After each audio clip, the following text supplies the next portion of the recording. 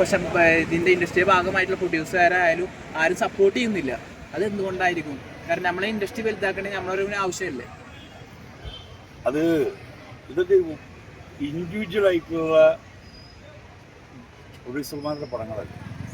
ഇൻഡസ്ട്രിയുടെ പടം എന്ന് പറയാൻ പറ്റില്ല, അങ്ങനെ പറയാൻ പറ്റില്ല. ഇൻഡസ്ട്രിയിൽ എല്ലാവർക്കും കൂടി ചേർന്നിട്ടൊരു പടമല്ലോ. അതിൽ പ്രൊഡ്യൂസറും, അപ്പോൾ ആ പ്രൊഡ്യൂസറെ സപ്പോർട്ട് ചെയ്യുന്നുണ്ടോ ഇല്ലെന്നുള്ളതാണ് നിങ്ങൾ ചോദിക്കേണ്ടത്.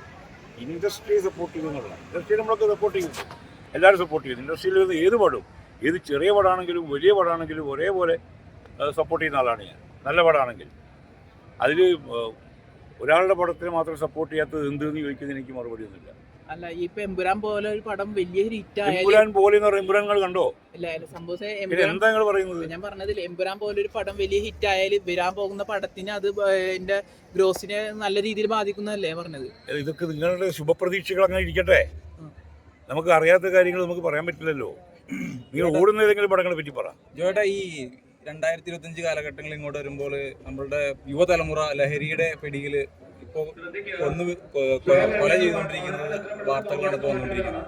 അപ്പോൾ ഇടുക്കി ഗോൾഡ് എന്ന സിനിമയിൽ ജോയ് മാത്യു എന്നുള്ളൊരു കഥാപാത്രം ഒരു കഞ്ചാവിനെ പറ്റിയിട്ടുള്ളൊരു കഥാപാത്രം ചെയ്തിട്ടുണ്ട്. അതെ അതെ അതെ. അപ്പോൾ ഇന്നത്തെ തലമുറ ഈ ലഹരിയുടെ പിന്നിൽ കാട്ടിക്കൂട്ടുന്ന ഇത്തരം കൊലകൾക്കൊക്കെ പങ്കുണ്ടെന്ന് വിശ്വസിക്കുന്നുണ്ടോ? സിനിമയ്ക്ക് എന്തെങ്കിലും പങ്കുണ്ടെന്ന് വിശ്വസിക്കുന്നുണ്ടോ? സിനിമയ്ക്ക് അങ്ങനെ വലിയ പങ്കൊന്നുമില്ല. ഇപ്പോൾ നിങ്ങൾ ഉദ്ദേശിക്കുന്നത് ഏറ്റവും വയലൻ്റ് ആയിട്ട് സിനിമ ഇപ്പോൾ വന്നൊരു സിനിമ, ഞാൻ പേര് പറയുന്നില്ല, ഇനി അത് പ്രശ്നമാക്കണ്ട. അത് കഴിഞ്ഞ് ഉടനെ പോയിട്ട് അതിൽ ആരെങ്കിലും അതുപോലെ കൊലപാതകം നടത്തിയത് എനിക്കറിയില്ല. നിങ്ങൾ ആലോചിക്കേണ്ടത് സാഹിത്യം. ഇനി OTT പ്ലാറ്റ്ഫോമുകളിൽ വരുന്ന പടങ്ങൾ നിങ്ങൾ നോക്കി, വയലൻസ് എമ്മാതിരി വയലൻസാണ്. പിക്കി ബ്ലൈൻഡേഴ്സൊക്കെ കണ്ടു നിങ്ങൾ ഇല്ലേ? അതുപോലെ നിരവധി സിനിമകളുണ്ട്. ഇപ്പം നമ്മളൊക്കെ തന്നെ മൊബൈലിൽ കുട്ടികൾ കാണുന്ന പടങ്ങൾ OTT വരുന്ന പടങ്ങളാണ്. വീട്ടിൽ പോയാൽ OTT പടങ്ങളുണ്ട്. തിയേറ്ററിൽ വരുന്ന ആൾക്കാർ വളരെ കുറവാണ്. നിങ്ങൾക്ക് തന്നെ അറിയാം തിയേറ്ററിലെ ആൾക്കാരുടെ വരവ്. പിന്നെ മീഡിയ, ഇനി ഒന്നും വേണ്ട, നമുക്ക് ഉണ്ടായിരിക്കണം. മനുഷ്യരുടെ കാര്യമായിട്ട് സംസാരിക്കുമ്പോഴാണ് അവരുടെ മറ്റേ മൈക്ക്. വാഹനം മാറ്റൊന്നുമില്ല. ഇത് നമ്മളെ OTT പ്ലാറ്റ്ഫോം നമ്മൾ ഒന്നും വേണ്ട. നമ്മുടെ സൊസൈറ്റിയിൽ പത്രം എടുത്ത് നോക്കും. ഒരു കൊലപാതകം വന്നാൽ ആ കൊലപാതകം നടന്ന രീതി വരച്ച്, ഗ്രാഫ് വരച്ച്, കാർട്ടൂൺ വരച്ച്, സ്റ്റൈലൈസ് ചെയ്ത് കാണിക്കുന്നു. ഇനി അത് മാത്രം, നമ്മുടെ ഭരണാധിപന്മാരെന്താ ചെയ്യുന്നത്? ഒരു സമരം നടത്തുന്ന ആൾക്കാരെ ചെടിച്ചട്ടി കൊണ്ട് തലക്കടിക്കും. ചെടിച്ചട്ടി കൊണ്ട് തലക്കടിക്കുന്നതിന് ന്യായീകരിക്കുകയാണ്. അതായത് ഇത് ജീവൻ രക്ഷാ പ്രവർത്തനമാണ്. അപ്പോൾ കുട്ടികളെന്താ വിചാരിക്കുന്നത്? ഇത്തരം അക്രമങ്ങളൊക്കെ ജീവൻ രക്ഷാ പ്രവർത്തനമാണ്.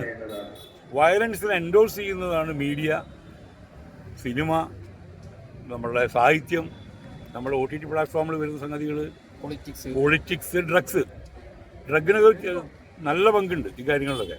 ഇപ്പോൾ കഞ്ചാവ് എന്നുള്ളത് അങ്ങനെ ഒരു വലിയ അതിഭീകരമായ ഒരു സാധനം, മദ്യത്തേക്കാൾ എത്രയോ വീര്യം കുറഞ്ഞൊരു സംഗതിയാണ്.